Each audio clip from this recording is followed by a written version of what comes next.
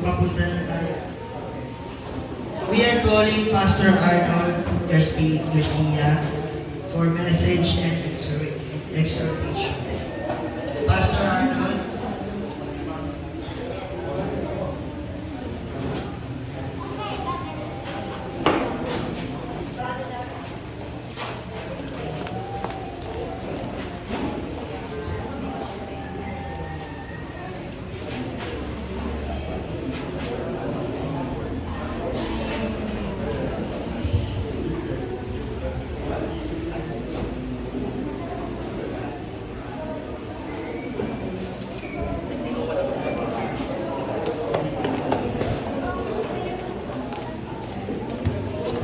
We are calling Pastor Gary for opening prayer.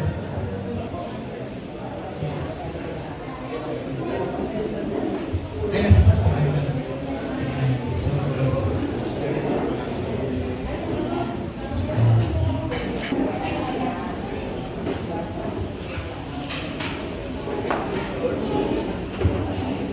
Hallelujah.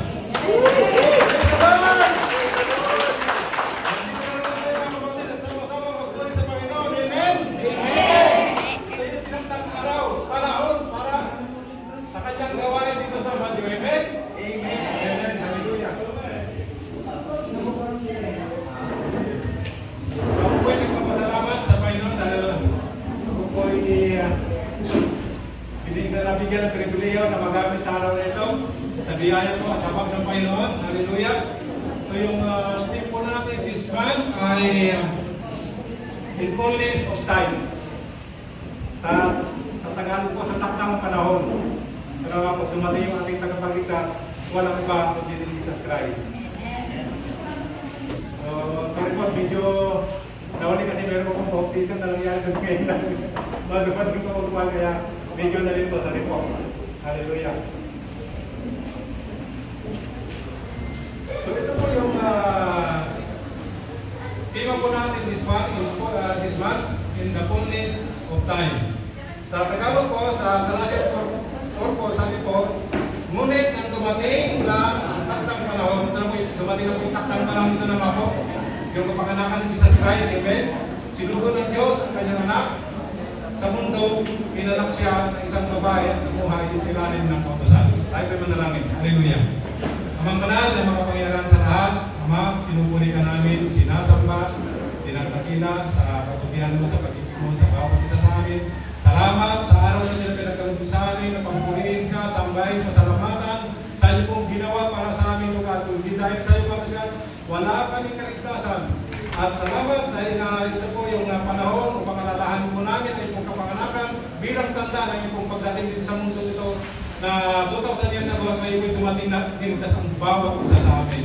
Lord, once again, pagpalaan niyo po ay pong mga salita na aking papahayag sa magang ito. Gamitin niyo po ako bilang integration ay pong masalita. Itabi niyo po ako sa inyong likuran. Kayo po makita sa aking buhay. At nagdahil po namin na patuloy na pagkasi, pagkilos ng Banal na Espiritu sa bawat isa sa amin. At hindi matatapos ang gawain ito na hindi po namin daladala ang iyong pagpapala sa umagang ito. In Jesus' mighty name we pray. Amen. Amen. Amen. Panginoon. Hallelujah. Yung title po ng mensahe ng Panginoon sa umagang ito, ginawa ko po sa John 1:16, sabi ko rito, sa kasaganaan ng kanyang biyaya ay tumanggap tayong lahat ng sunod-sunod na pagpapala. Amen. Purihin ng Panginoon. Dahil sa Pasko, dahil sa pagdating natin Panginoong Sos, sabi niya, ay sa kanyang kasaganaan ng kanyang biyaya, tumanggap po tayo ng sunod-sunod na pagpapala. Kung hindi kay Jesus Christ, wala po mga pagpapalang yan. Higit sa lahat yung buhay na walang hanggan. Kaya mga taon-taon po, sineselebrate po natin yung kapanganakan ni Jesus Christ dahil yun po yung ebidensya na pinanap na ating tagapagligtas 2,000 years ago. Bagamat hindi natin nakita, pero tayo na nananampalataya. Kaya kasi sineselebrate natin taon-taon. Kahit hindi natin alam yung tunay na kapanganakan niya, kung Disyembre man o taglamig man yan o tag-araw, ang mahalaga, alam natin na pinanap na yung ating tagapagligtas 2,000 years ago. Amen? Dahil, kaya sabi ko rito, mga kapatid, sa kasaganaan ng kanyang biyaya ay tumanggap tayong lahat ng sunod-sunod na pagpapala. So ano ba yung biyaya? Saan niyo po palagay? Ano yung grace? English po, grace. Sabi po sa English, unearned, undeserved favor of God. Hindi natin deserve sa favor ni God. Kasi lahat tayo nagkasala, walang matuwid kahit sa akin. Pero dahil sa biyaya ng Panginoon, sa kasaganaan ng kanyang biyaya, inabot po niya tayo. Yun po yung grace. Hindi tayo karapat-dapat. Sabi nga na Sister Brenda na naman, hindi natin pinaghirapan ito. Bagamat hindi tayo, undeserved tayo sa kaligtasan ito, pero siya pa rin ang gumawa ng lahat ng bagay. Hindi natin pinaghirapan. Siya naghirap para sa ating mga kasalanan. Ang kaligtasan ay para sa mga taong mga kasalanan, hindi po sa matuwid. Kaya sabi ng banal na kasulatan, lahat nagkasala, walang matuwid, walang kaligisa. Ikaw, ako, lahat mo tayo.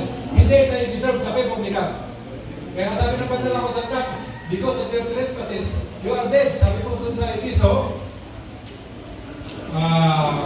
sa Episo 2 po nakalagay doon, na noong naipatay kayo dahil sa inyong mga pagsuway at mga kasalanan. So, ibig sabihin pagpatay, wala ng pag-asa. Iba yung mga patay, kaya natin nilibing, wala ng pag-asa. Yung ibig sabihin ng patay. Totally, wala natin pag-asa. We are not deserved sa favor ni God. Pero dahil sa grace at biyaya ng Panginoon, siya pong gumawa ng kapamarangan. Kaya nga po yung title natin, dahil sa kasaganaan ng kanyang biyaya, tumanggap tayong lahat ng sunod-sunod na pagpapala. Amen? Amen po, Panginoon. Napakabuti po ang Panginoon. Hallelujah. So, ngayon po, dumako po tayo. Kaya title po ng mensahe ng Panginoon, sa kasaganaan ng kanyang biyaya. Amen? So, ngayon dumako na po tayo sa teksto po natin sa Galatians 4 hanggang 7. Sabi po rito, ngunit nang dumating na ang takdang panahon, isinugo ng Diyos ang kanyang anak sa mundo, pinanak siya ng isang babae at namuhay sa ilalim ng kautusan. So sabi rin, para pinanak siya ng isang babae at namuhay sa ilalim ng kautusan. Bakit sa ilalim po ng kautusan? Sa verse na po, sabi po rito, para paglayawan ay naman na sa ilalim ng kautusan. So una po, dito po sa verse 5, dahil sa Pasko, tayo pinatawad at pinalaya. Amen? Kung di tayo kay Jesus Christ, na dumating sa mundo ito, wala tayong kaligtasan. Pero tayo yung pinalaya. Sabi niya, upang palayain, sabi niya rito, sa verse 5, para palayain naman sa ilalim ng kautusan. Kaya pinanak siya sa ilalim ng kautusan. So, bakit po sa ilalim ng kautusan siya pinanak? Para palayain nga po nasa ilalim ng kautusan. So, kaya nasabi rito sa bakit ibinigay po ang kautusan? Romans 5:20 po. Ibinigay ng Diyos ang kanyang kautusan para ipakita sa mga tao na marami na ang kanilang pagsuway. Kasi kung walang kautusan, walang kasalanan, walang pagsuway. Kaya nung unang panahon, hindi nila alam na masama yung pagpatay. Hindi nila alam na masama yung pangalaman niya lahat. Napakadamit. Hindi nila kaya sa pamitan, kaya nagkaroon ng kautusan. Amen? Kaya sabi, binigay ng kautusan para ipakita sa mga tao na marami ang kanilang pagsuway. At nadadagdagan pa nga dahil sa kautusan. So, take example lang po, para makasabi niyo parang hindi maganda yung pagdating ng kautusan kasi nagkasalanan. Pero sabi ni Pablo, dahil sa kautusan, nalaman niya kung hindi masarap na mabuti. Kung walang kautusan, hindi ko lang alam na masarap yung hindi ginagawa. Amen? Ano ba nga sa traffic light? Kung walang bata sa traffic light, ano mangyayari? Aksidente, amen? Kakabungguan. Patay. Hindi na, nagpaparin lang mga dyan, hindi nagbigayan. Kung walang batas yung ating gobyerno, ano mangyayari? Makulong, sigurado. Amen? Amen. Pero yun, masama, hindi sinusunod ng batas. Pero yun, para sa kapuputin natin, paano natin nalalaman ang masabot mabuti kung walang batas? Sabi nga dito, ganoon din po sa marriage. Walang marriage sa yung kasal, ano mangyayari sa pagkaasawa? Ang kawawa rito, babae. Amen. So, lahat po, kaya may kautusan na binigay para malaman. Pero dahil sa kautusan naman, sabi nito, lalong nadadagdagan daw yung pagkakasala. Amen? At sabi pa nga sa James 2:10, ang lumalabag sa isang utos, kaya tumutawag pa sa iba, may lumabag na sa buong kautusan. Napakabigat po, di po ba? Kaya tatapag mo, alam mo, isang utos. Natapag mo yung siya, nagkasala ka sa isa, nagkasala ka din ako sa lahat. Kaya nga sabi ng banal na kasalatan, lahat nagkasala, walang magaling Jesus Christ sa pamitan po ng batas. Amen. Para patayin tayo na nasa ilalim ng batas. Kasi kung di dahil sa batas, wala po pong kasalanan. Sa pamitan po ng batas, lahat po tayo nagkasala. Wala pong matuwid, wala kahit isa. Ikaw po, lahat po tayo nagkasala sa harapan ng Diyos. At hindi po tayo nakaabot sa kalwatihan ng Diyos dahil sa kanyang kabanalan. Amen? May masabi po, kaya nga, sa Romans 6:23, sabi ko ito, ang kabayaran ng kasalanan ay kamatayan. Kamatayan ang ibig sabihin, pagkamatay wala ng pagkasa. Nalakatulan tayo ng kamatayan. Kaya dito po pumasok yung grace, yung biyaya ni God. Amen? Kasi wala na tayong pag-asa, pero si God ang gumawa ng kapamaranan. Amen? Dahil sa pag-ibig ng Diyos sa bawat isa sa atin. Ngunit dahil sa pag-ibig ng Diyos sa bawat isa sa atin, pinatunayan natin sa kanyang pag-ibig sa atin noong tayo makasalanan pa. Namatay si Jesus Christ dahil po sa ating mga kasalanan. Kaya dyan po pumasok yung grace ni God. Sa bagamat hindi tayo karapat-dapat, si God ang gumawa dahil sa pag-ibig ni God sa bawat isa sa atin.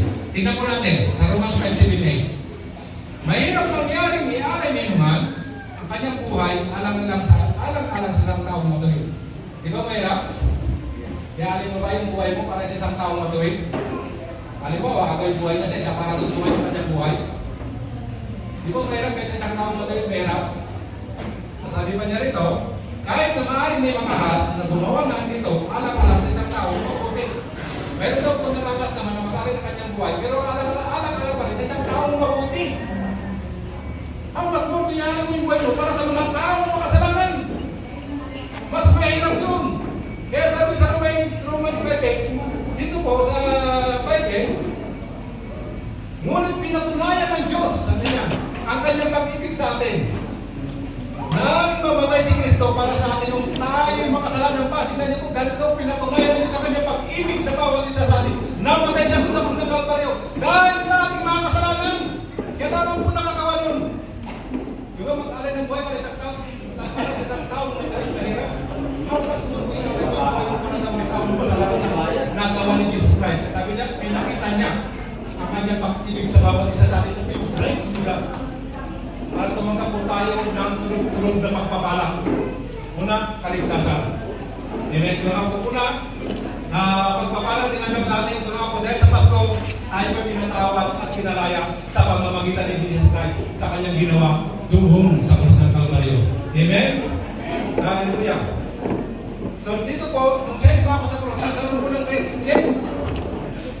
Lahat ng hindi mabuti, lahat ng ating mga kasalanan, kinuha niya. At lahat ng mga mabuti, binigay niya sa atin.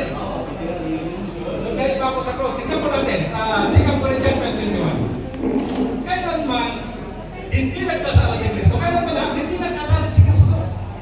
Kaya sa pagkarapat naman na mag-alay ng kanyang buhay para sa tayong makasalanan. Hindi rin pwede pa po. Hindi rin pwede si Pastor mag-alay ng kanyang buhay para sa atin. Kasi lahat tayo nagkasala.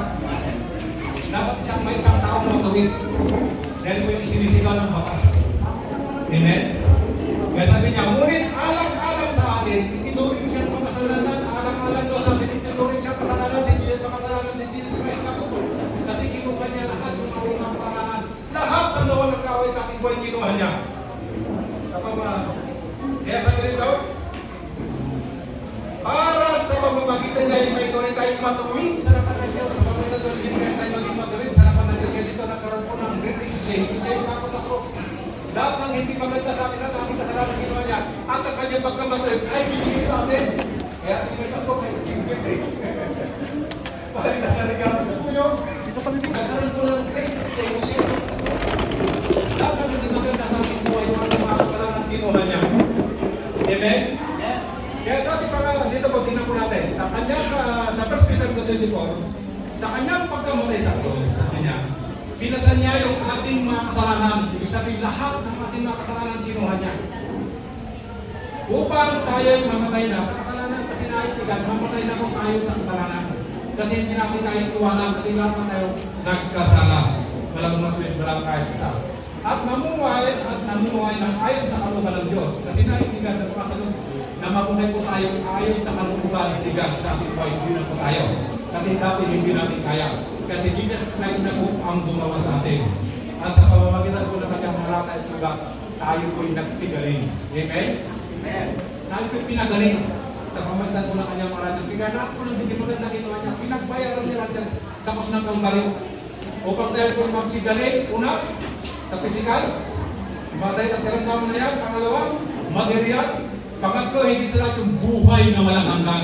Nagkaroon tayo ng kagalingan sa pamamagitan ng ating Panginoon sa kanyang ginawa sa krus ng Kalbaryo. Amen? Hallelujah! Kaya mga kapatid, reject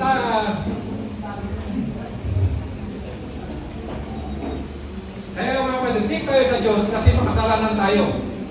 But Jesus took our rejection to accept us by God. Kaya hindi pa reject tayo sa ibang tao, tanggap na lang tayo ni God. Amen? Yun ang number one. Amen? Hallelujah! Palakpakan po natin ang Panginoon. Ngayon, kagaya na sinabi ko sa inyo kanina, sabi ko sa Romans 5:20, kung paano raw sumagana ang kasalanan, ito ulitin ko po, yung 5:20, lalo naman daw kung sumagana ang biyaya ng Diyos. Ibig sabihin talagang lalong sumagana ang biyaya ng Diyos. Sabi kung paano raw sumagana ang kasalanan sa sanlibutan kasi lang na nagkasala. Pero lalo, sabi niya, lalong sumagana ang biyaya ng Diyos sa bawat isa sa atin kasi ang kanyang nag-iisang anak na si Jesus Christ ibinigay sa atin. Ngayon, sabi niya rito sa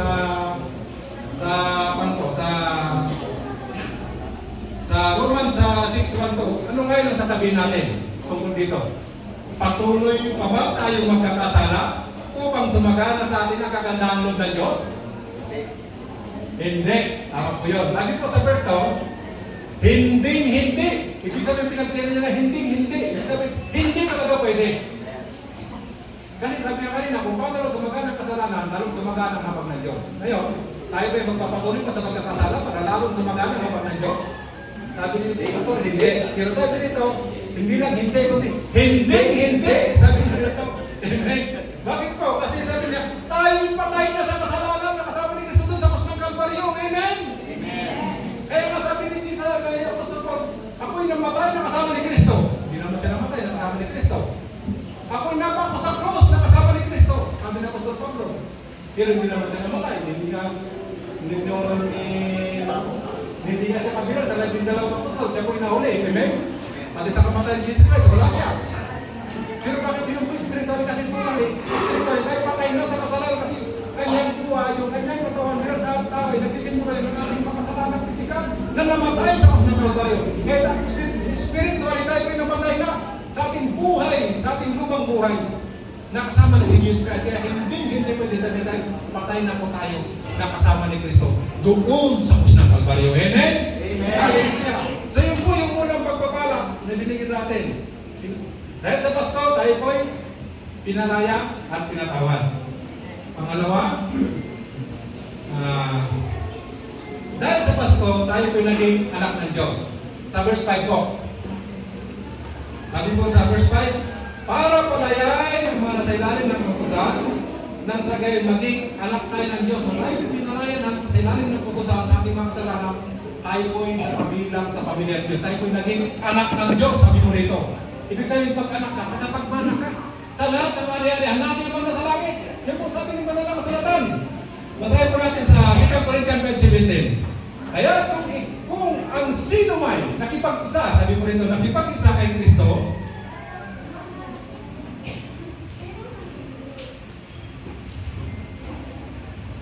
nakipag-isa kay Kristo, sabi niya, siya'y bagong nilalang. So yun po yung pangalawa. Dahil sa Pasko tayo po yung naging anak ng Diyos. Kaya yun nga po, kung ibig sabihin, nakapagmana po tayo. Kaya sabi, sa 2 Corinthians 5:17, kaya po, ang sino man nakipag-isa kay Kristo, kung tayo po yung nakipag-isa kay Kristo, ibig sabihin, isa na tayo kay Jesus Christ. Amen. Sabi niya, siya ay bagong nilalang. Yun po yung bagong identity natin. Bagong nilalang. New creation. Anak ng Diyos. Amen. Ang mga lumang bagay ay lumipas na. Ang lumang bagay ay lumapat na kasi kasama yan, napako na sa krus ng Kalbaryo. Lumang buhay natin, napako na yun, nakasama ni Kristo. Kaya po na sinabi ko sa inyo kanina. Tignan ninyo, sabi niya, ang lahat ay naging bago. Lahat daw ng ating pagkatao ay naging bago. Sa pamamagitan ng Jesus Christ, at yun po yung bago identity natin, new creation. Kaya sabi sa Deuteronomy tumanggap. Sino magtumanggap? At sumampalataya sa ating Panginoon Jesus, pinagkaroon niya ng karapatan maging anak ng Diyos. Lahat ng karapatan ng magiging anak na sa inyong kapatid, na sa ating lahat. Tagapagmana po tayo na ating Amang nasa langit. Amen? Kaya nandito mga kapatid, ibig sabihin ko nakipag-isa tayo kay Jesus Christ. Ibig sabihin, iisa na tayo. Kung ano si Jesus Christ, dapat ganoon din po tayo. Meron ba namang ama na gusto mong ilagay sa kanya? Meron bang anak na gusto mong ilagay sa kanya? Di ba? Hindi kasi tatay natin siya. Iisa na kayo. Ibig sabihin, isang dugo na nanarete sa inyo. Yung dugo ni Jesus Christ na sa atin na, kaya malayo tayo nakakalataw na kababa din sa mga kasi yung nanarete na dugo sa atin ay dugo ni Jesus Christ. Amen? Kaya dito mga kapatid, sabi niya, kaya yun po yung bagong identity natin. Ibig sabihin ko, yung bagong identity natin, yung new creation, pagiging anak. Kaya mga kapatid, dahil sa identity natin, maging ang Diablo ay kakabahan sa'yo. Di po ba? Maging ang Diablo, kakabahan sa'yo kasi anak ka na ng Diyos. Halimbawa na lang, sa Malacanang, pagpapasok ka, di ba, daming tanong, ang hirap, makapasok. Pero yung anak ni Bongbong, nanginginig pa yung mamal niya, kasagad ito kasi alam niya, identity niya, yung identity niya, yung pagiging anak. Yung right niya bilang anak, ay papapasukin agad. Ganon din po tayo kaya ang Diablo nanginginig pa, para wala nanginginig pa, kasi alam niya, identity natin, na tayo may anak ng kataas-tasang Diyos. Amen? Hallelujah. Kaya nga kung may problema tayo, may kumaway sa akin, susunod natin sa Kanya. Huwag natin pilitin na makipaglaban sa akin. Pilitin natin sa ating tatay kasi meron tayong tatay na makapangyayari na nagtatanggol sa atin. Meron bang anak, matitis yung meron bang magulang na matitis yung kanyang anak? Wala, di po ba? Dahil, may problema ako. Sa Kanya tayo lumapit. Huwag tayo lumapit kung kani-kanino. Kasi minsan, kung kani-kanino tayo lumalapit, parang binabalik natin yung ating tatay sa langit. Nakaya niyang gawin ang lahat ng bagay para sa atin. Amen? Kasi kung kani-kanino tayo lumalapit, parang natin binabalik yung ating tatay sa langit. Mga kapatid, tignan po natin sa ating David. Alam po niya yung identity niya. Yung kanyang pagiging anak, alam niya. Kaya nga yung inamin sila ni Goliath, ang buong Israel, pati hari na, takot na, pati mga sundalo. Si David, binatili pa lang, napakaliit. Nung narinig niya, sino ba itong sapot na ito na lumahamon sa mga anak ng Diyos? Alam niya yung identity niya, yung pagiging anak. Kaya sabi niya, Magnari, ako ang lalaban dyan. Alam niya yung identity niya, kaya hindi siya natakot. Amen? So naman ganun tayo mga kapatid. Kaya sabi ni Goliath, I don't care how Goliath you are. I don't care how Goliath cancer you are. I don't care, sabi niya, how Goliath problem you are. I don't care how Goliath financial problem you are. My God is greater than I am the child of God. Amen? Amen. Dapat ganun po tayo. Kagagaling natin. Tandaan po natin yung ating identity. Huwag natin malitin yung ating karapatan bilang anak ng kataas-tasang Diyos. Nakapangyarihan po yung ating tatay sa langit. Amen. So yun po, yung pangalawang pagpapala kung tinanggap natin dahil sa Pasko, tayo po yung naging anak ng Diyos. Amen? Hallelujah. Kaya isip-isipin po natin mga kapatid kung gaano tayo kahalaga sa Diyos.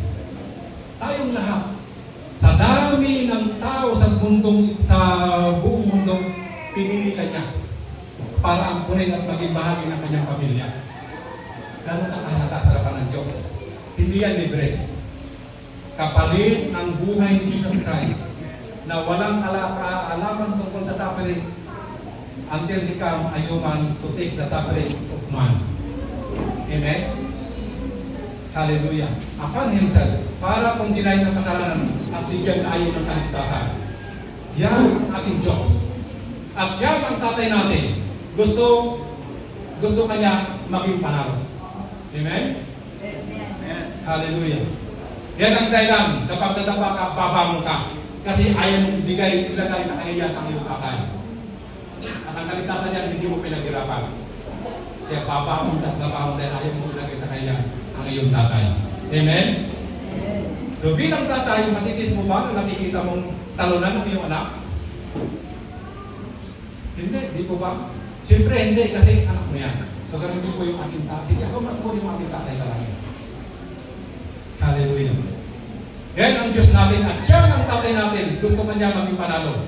Ngayon mga anak na tayo na mga bayan ng Diyos, lumakad tayong gayon sa Kanya. like Father, like Son. Amen? Kaya nga sabi mo sa Colossians 2:6-7, hallelujah, kung paano nga ninyong tinanggap si Kristo, Jesus na Panginoon, ay magsilakad kayo gayon sa Kanya. Sa English po, walk with Him. Kung tinanggap na natin si Jesus Christ bilang ating Paisarit, magkita tayo kasama sa pamilya ng Diyos at tayo naging anak ng Diyos, walk with Him. Lumakad po tayo ng gayon sa Kanya. Kung tayo pinakakalakad na sa kalooban ni God sa ating buhay, pangalawa sabi niya, having been firmly rooted. Rooted, ibig sabihin, pati na. Doon pa lang tayo raw mag-root sa ating pananampalataya. Yung rooted, ibig sabihin, nakaugat ka na sa iyong pananampalataya. Nag-ugat na yung ating pananampalataya sa Panginoon. Kaya una, pagtanggap, nandiyan ng Diyos. Pangalawa, dapat walk with Him. Doon pa lang po mag-rooted ng ating pananampalataya. Ibig sabihin, pag nakaugat na yan, kahit anong pagsubok, hindi ba, mahirap po yan. Mahirap po natin yan. Kahit sino pang bagyong dumating pagsubok sa buhay mo, kasi nakaugat ka na sa Panginoon. Amen? So, pangalawa po, nakaugat. At nakatayo. Nakatayo. Sa English po, built up in Him. Nakaugat at nakatayo. Ibig sabihin, kung nakaugat ka na, kahit ano mo yan, nakatayo ka na para sa Panginoon. Kahit hindi na pwede mabuhat. Nakaugat ka na sa ating Panginoon. Amen? So, kung tayo may nakaugat na sa ating Panginoon, nakatayo. Sa Kanya at matibay sa inyong pananampalataya po, tumitibay yung ating pananampalataya. Sabihin, tumitibay na yung ating pananampalataya. At kapag tumitibay na yung ating pananampalataya, sabi niya, sumasagana na sa pagpapasalamat. Sa English po, overflowing with gratitude. Kasi nandun na nag-overflowing ng gratitude mo sa Panginoon sa ginawa niya sa'yo. Nandun na po yung overflowing gratitude mo na higit. Walang overflowing gratitude. Ibig sabihin, hindi totoo na tayo nakaugat na sa ating pananampalataya. Kapag tayo nakaugat na sa ating narito, establish in Him, establish in Him, yung po, panguli po, overflowing with gratitude na umamaw na pagpapasalamat natin dahil sa ginawa ni God para sa atin kasi hindi tayo para tama. Pero dahil sa biyaya sa pagkita, tayo pinagkaroon ng kaligtasan. Amen? So yun po, yung pangalo ay pagiging na. Ano po, dahil sa Pasko, sabi niya, binigay sa atin ng Holy Spirit. Sa verse 6 po, at dahil mga anak na tayo ng Diyos, ngayon ng Diyos, isinupo ng Diyos ang Espiritu ng kanyang anak sa ating puso. Nakalagay po sa Espiritu ng kanyang anak. Kapital ng tipo, yung A. Ibig sabihin po, ang banal na Espiritu, Espiritu ng Panginoong Diyos, banal na Espiritu, o Holy Spirit, isa lang po yan. Baka makalagay po tayo. Ang Holy Spirit po yan. So, kasi mga kapatid, kaya binigay sa atin ang banal na Espiritu kasi bawat sa makita natin, ayaw tayo iwang mo nila. Ikaw parang may magulang ba? Iwang mo anak mo na nila. Hindi po ba? Kahit sino magulang, hindi mo pwede iwang ang anak mo na walang kasama. Kaya ganoon din po si Jesus dahil siya yung ating tatay, bago sa makita langit, pinangako niya, na ibibigay niya sa atin, ang banal na Espiritu. Kaya sabi nito, sa John 14:16-18, dadalangin na kasama, sabi mo ni Jesus Christ, upang kayo bigyan niya ng isa pang patnubay na magiging kasama ninyo magpakailanman. Siya ang Espiritu ng katotohanan, banal na Espiritu po, na hindi matanggap ng sanlibutan, sapagkat siya ay hindi nakikilala ng sanlibutan. Ngunit nakikilala ninyo siya, sapagkat siya ay nasa inyo, at siya ay mananatili sa inyo, sabi niya. Hindi ko, sa verse 18 po, hindi ko kayo iiwang mga ulila. Tingnan niya po, ayaw bigyan kayo man tayo ulila. Kaya binigay po niya ang banal na Espiritu. At babalik ako sa inyo, sabi niya. Ibinigay po niya ang Holy Spirit, ang pinakamakapangyarihan dito sa planet Earth.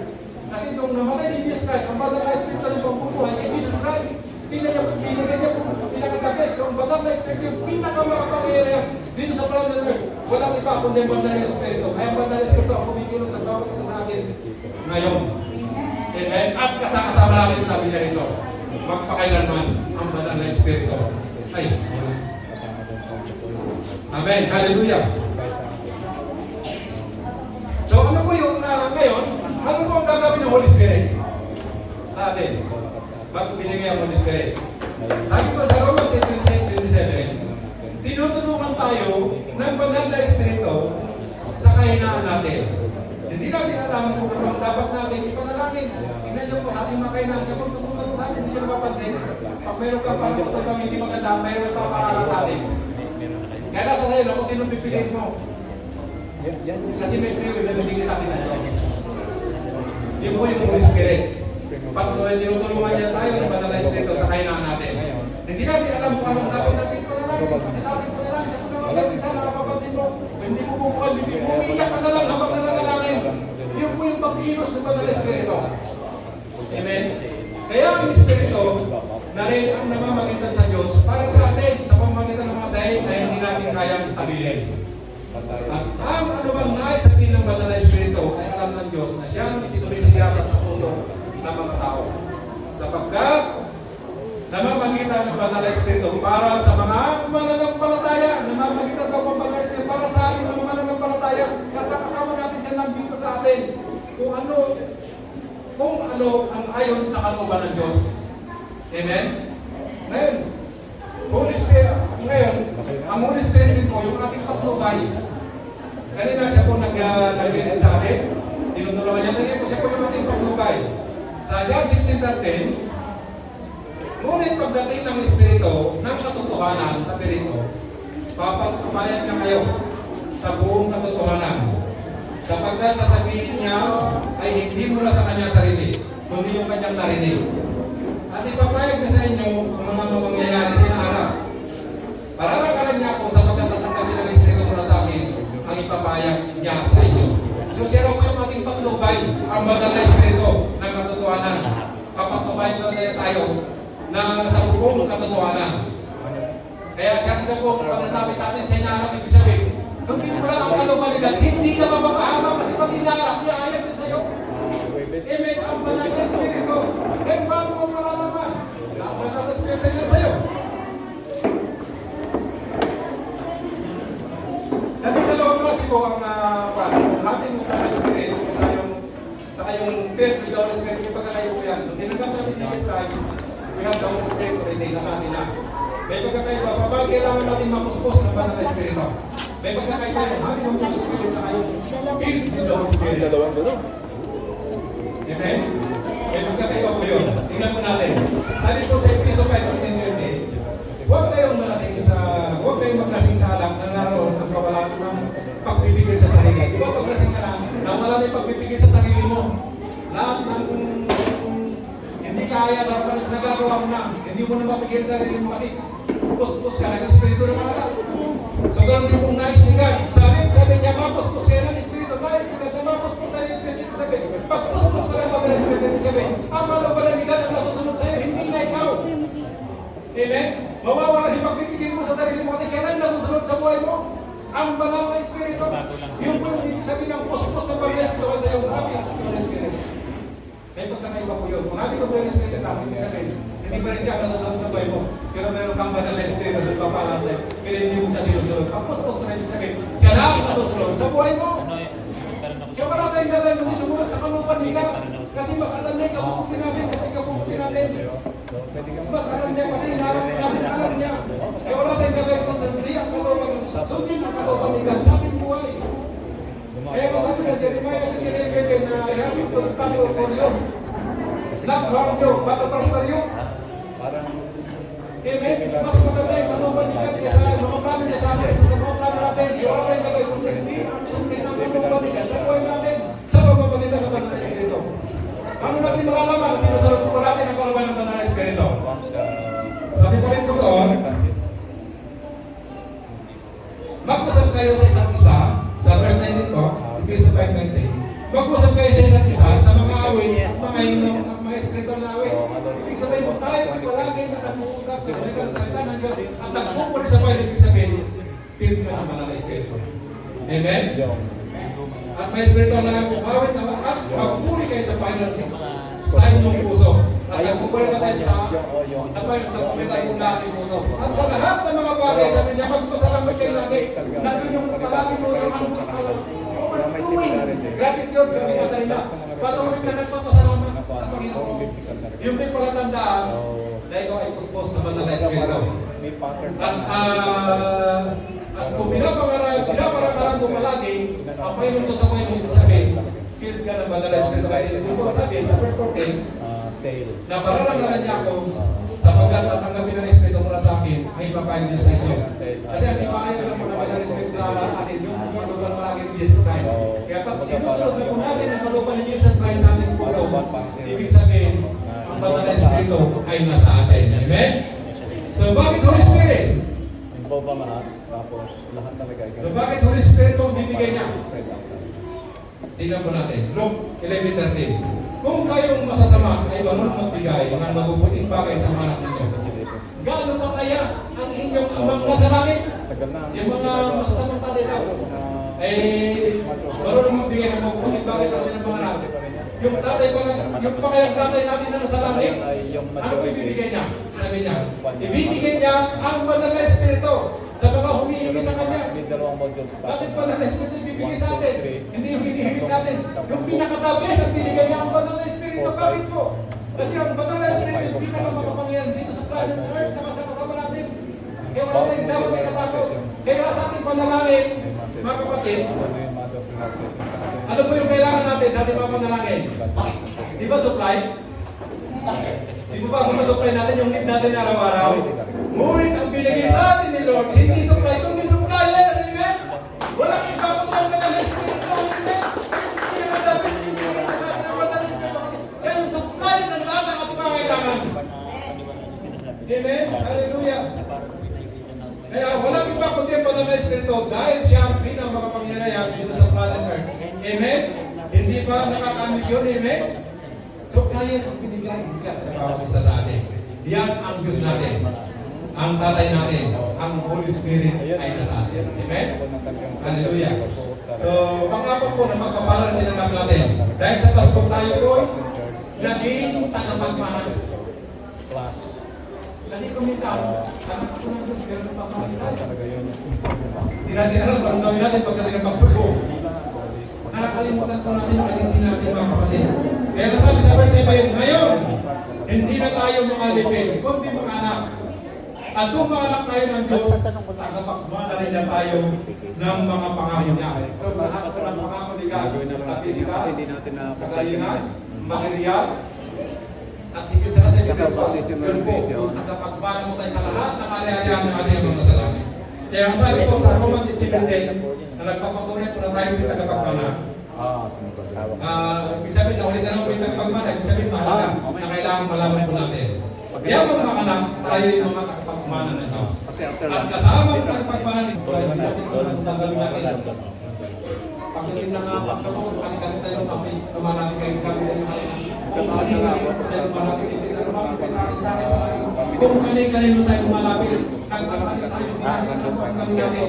Ako naranasan ko rin po yan. Okay, bakit ba sa parang ng paligaya? Purihin ng Panginoon. Yung pong nakikita lang, mga kapatid.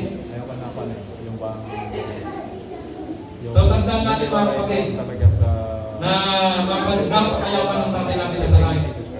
Dapat tandaan po natin yung mga kapatid. Mayaman po yung ating tatay sa langit. Sabi po niya sa sikap na rin siya, tingnan mo natin.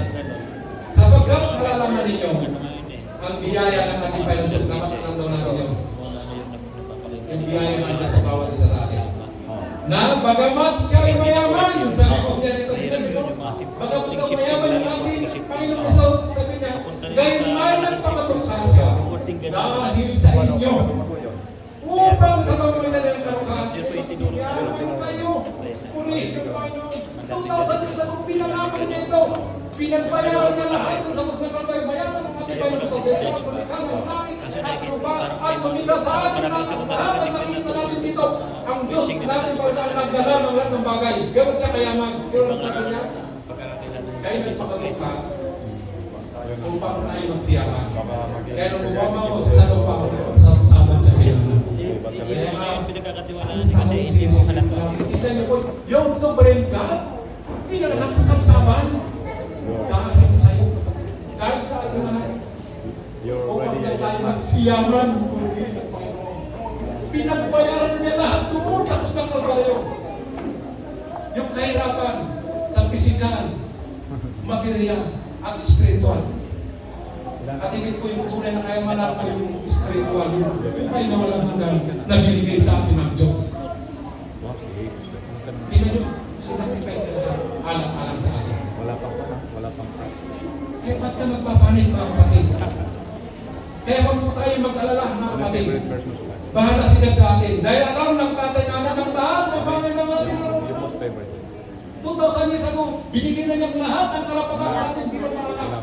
Wala tayong gawin yung mga pagpapalang yan. Marami kang nagugustuhan. Kasi ano po tayo ng Diyos. Pag tayo magpalit mga kapatid, kasi kung nagpapalit ka, kung kalin ka, ano ka lumalapit, para mo minamalit yung tatay mo sa langit. Story halimbawa. Balik ka yung gawin para sa'yo. Di ba ikaw na lang, mga magulang, nakita mo yan ako, sa iba lumalapit ang problema. Kung sasabi mo, Okay. di ba sasamang loob mo, bilang magulang, nakikita mo yun ako sa ibang tao lumalapit. So how much mo yung ating tatay sa langit mga kapatid?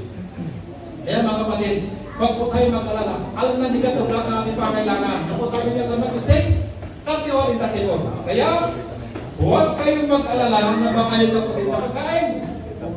Inumin, o damit, o kapatid mag-alala. Kasi anak po tayo ng mataas-taas ang Diyos. Bakit po?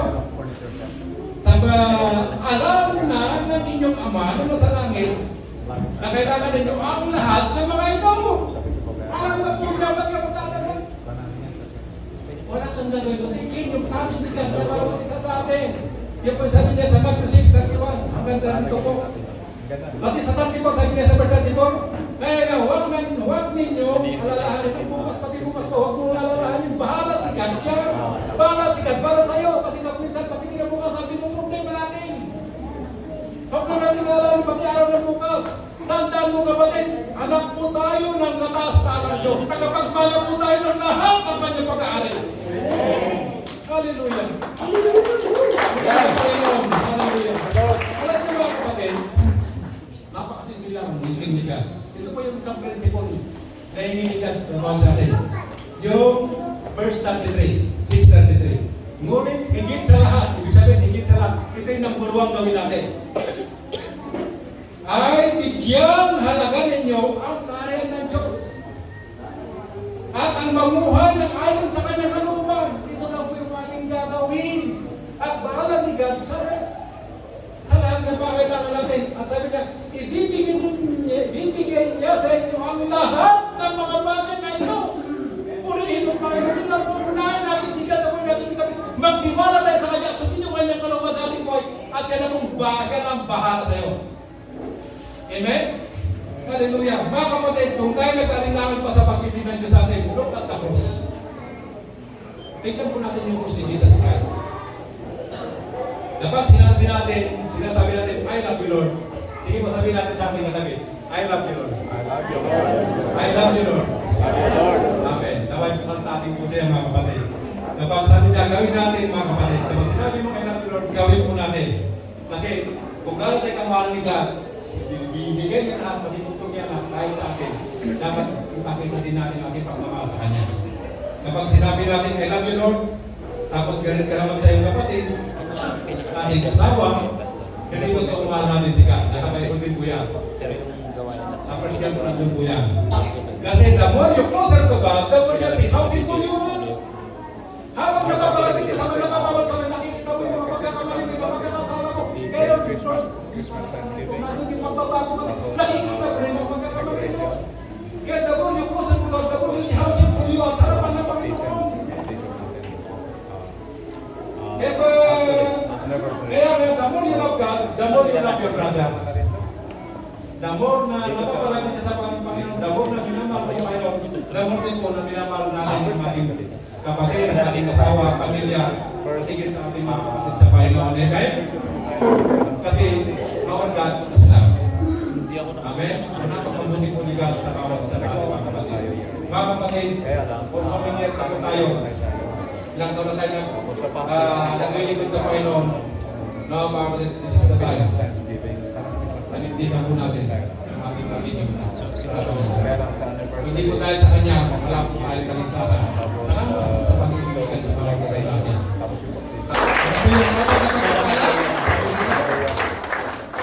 Sa mga kanyang biyaya, tumanggap tayo lahat ng sunod-sunod na pagpapala. Ano una? Dahil sa Pasko tayo may pinatawad at pinalaya sa ating mga kasalanan. Pangalawa po, dahil sa Pasko, tayo may naging mga anak ng Diyos. Ang pangatlo po, dahil sa Pasko, sabi ko rito, binigay sa atin ng banal na Espiritu. Pangapat po, dahil sa Pasko, tayo'y mga tagapagmana. Amen. So, tandaan po natin mga kapatid, huwag tayo magpanik. Mayaman yung ating tatay. Pagkat binigay. Tayo po'y manalangin. Hallelujah. Mamamaraan na makapangyarihan sa lahat ng ating pagkalikan namin. Sinasagutan din ang kinang sa kabulihan sa kabulihan sa bawat isa sa amin. Salamat patagyan sa inyo pong walang sawang pagmamahal sa pagsamin. Kaya sa kasagalan yung pambiyaya, Panginoon, bigay ko sa amin ang sunod-sunod na pagpapala. Higit sa lahat yung kaligtasan yung buhay na walang hanggang Panginoon. Napakabuti mo, patagyan. Sa pag-libad niyo kami pinabayaan. Salamat, patagyan, sa iyong mga pangako, patagyan, sa banal na kasulatan na hindi niyo kami papabayaan. Father God, pinagkakatiwala po namin aming buhay sa inyong harapan. Kaya po mamuna sa amin, para sa amin, tulungan niyo po kami, Father God, na magpapoy sa aming pananampalataya, na magkaroon ng kasigasigan, kauhawan na maglingkod sa iyo. Kauhawan na mag-aral sa iyong mga salita upang patuloy kami lumago sa aming pananampalataya sa iyo, Father God. At patuloy na magtiwala sa mga pangako sa banal na kasulatan. Kaya sabi doon sa banal na kasulatan, kaya nagpapahamot po yung bayan dahil sa kapalangan sa kanilang salita ng Diyos. Kaya tulungan niyo po kami bilang niyo po mga nakuga na magkaroon ng kauhawan na maglingkod sa iyo, na lumakad ng ayon sa inyo pong kalooban sa aming mga buhay. Lord, pagpalaan niyo po ang bawat isa sa amin, aming mga kapatid ka. Ano man po manarasan ng mga problema, sunod sa buhay, abutin niyo po sila ng itong mapagpalang kamay. I-comfort niyo po sila, patagdan. Pagalingin niyo po sila, in the name of Jesus. Ano man po masaya at karamdaman, naramdaman ko nila, speak healing na dumalit sa kanya right now, in the name of Jesus. Kinituloy po namin ang lahat ng mga karapatan ng pagiging anak sa aming buhay, O God. Sabat kayo niyo po mga anak, patagdan. Pagpalaan niyo po ang bawat isa sa namin, O God. Sa lahat ng spira namin buhay, higit sa nasa espiritual na magpapala. Ama, binabalik po namin sa iyo lahat ng papuri, pagsamba, pasasalamat. Ito po panalangin namin nagkakaisa sa pangalan ng aming Panginoong Hesus at ang lahat ng Diyos ay magsabi na, Amen.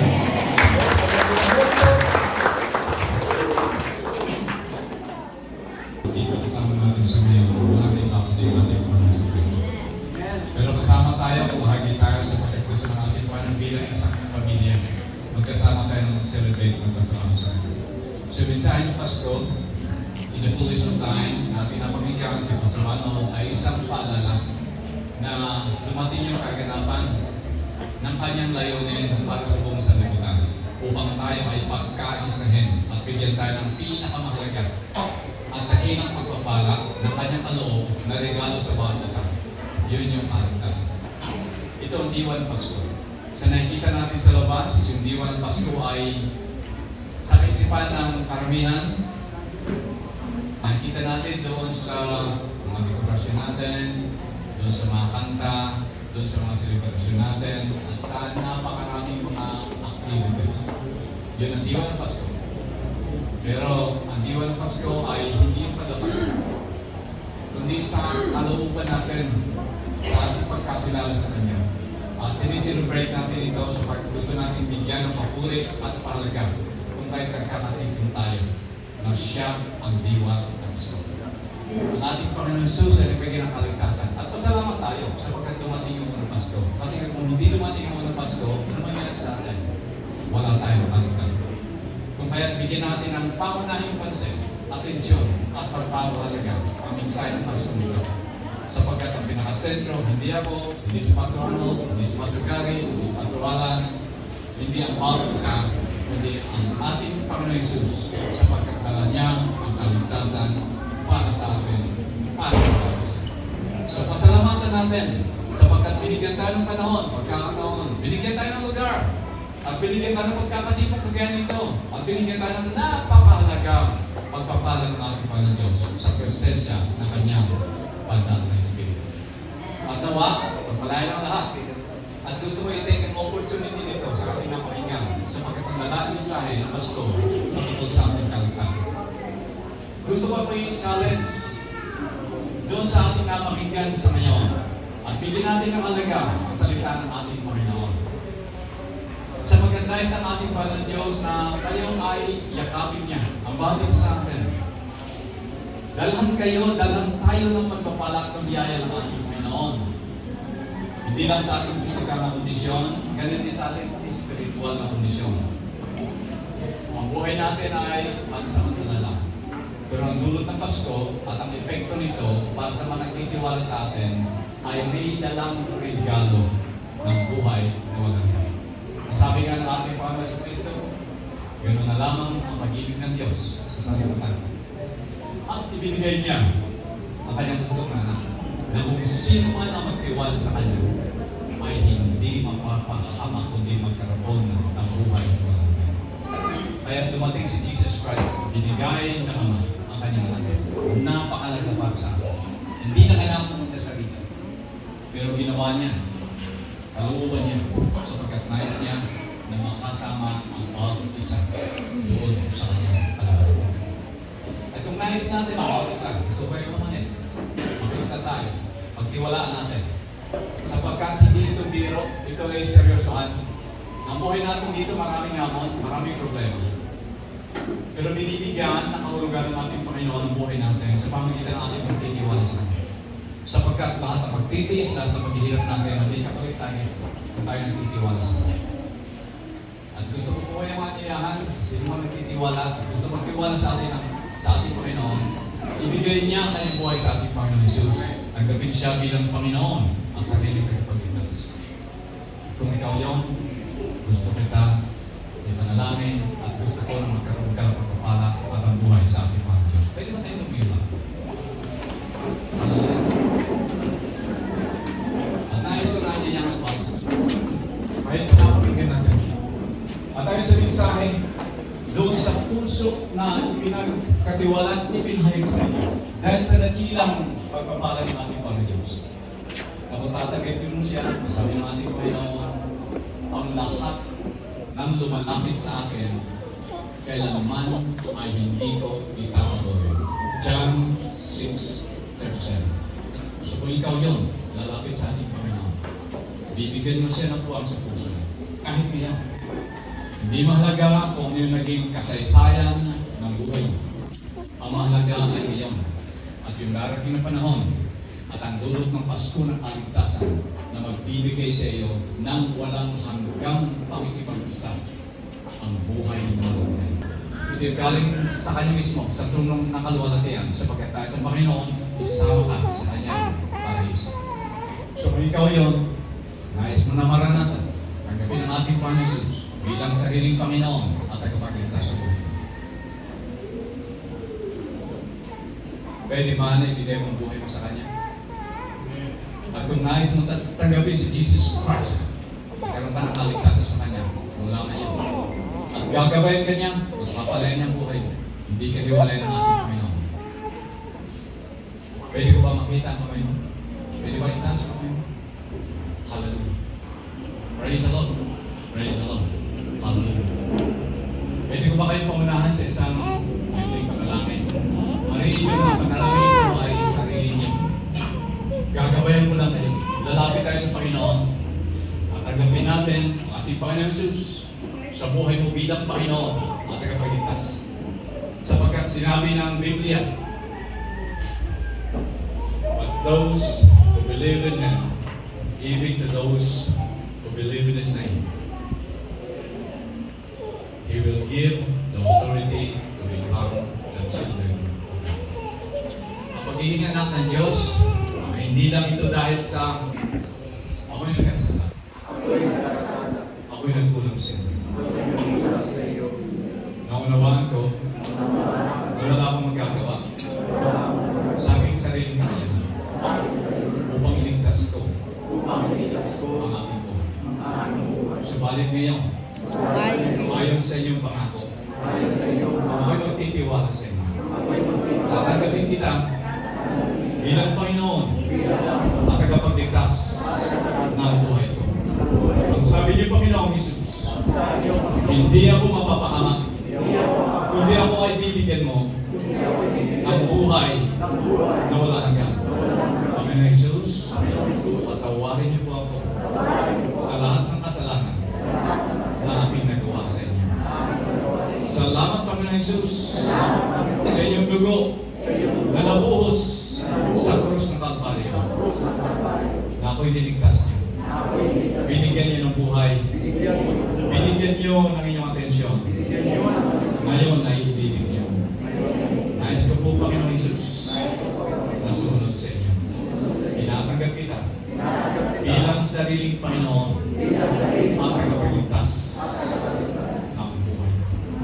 Ito ang aking dalangin sa pangalan ng Kristo Jesus. Amen.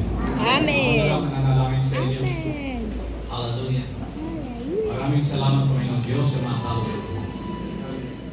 Napakinggan niyo ang laman ng kanilang puso. Maaaring lumabas sa kanilang mga tinig, sa kanilang mga labi. Subalit kayo, Panginoon, ang siyang nakakasayo ng kanilang kaluluwa. Ngayon, Panginoon, bigyan niyo po sila ng pagpapala, ipuin niyo po ang kanilang buhay. Gabayin niyo po sila, ilayin niyo po sila sa lahat ng uri ng masakit.